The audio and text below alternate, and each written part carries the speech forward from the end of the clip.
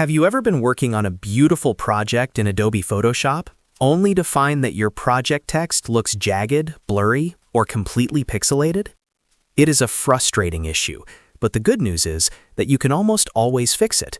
In today's video, I am going to show you how to fix pixelated text in Photoshop so your designs always look professional, crisp, and sharp. Whether you're dealing with rasterized layers or resolution issues, I have you covered. Make sure to hit that like and subscribe button to stay updated with more design tips. Let's dive straight in.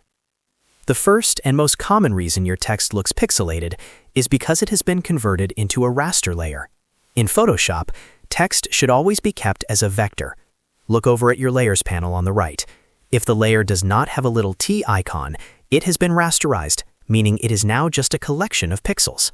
If you see a generic thumbnail instead of that T, you need to delete that layer and retype it using the Type tool, which you can activate by pressing T on your keyboard. Keeping it as a live text layer ensures it stays vector-based, preventing that nasty pixelation when you scale it up or down. Next, let us check your anti-aliasing settings, which are often the culprit for harsh edges. Select your text layer, then grab your Type tool. Look at the top options bar while the layer is active. You'll see an anti-aliasing drop-down menu next to the font size. Switch this setting to sharp or smooth. You will immediately notice the edges of your letters softening, making them look much more natural and high quality. Another major factor is your document resolution. If your canvas is set too low, the text will naturally lose quality. Go up to the top menu and click on Image, then select Image Size. If you are preparing this for professional print, ensure your resolution is set to at least 300 pixels per inch. For web projects, 72 to 150 pixels per inch is standard. If you change this, your text will have more room to render cleanly.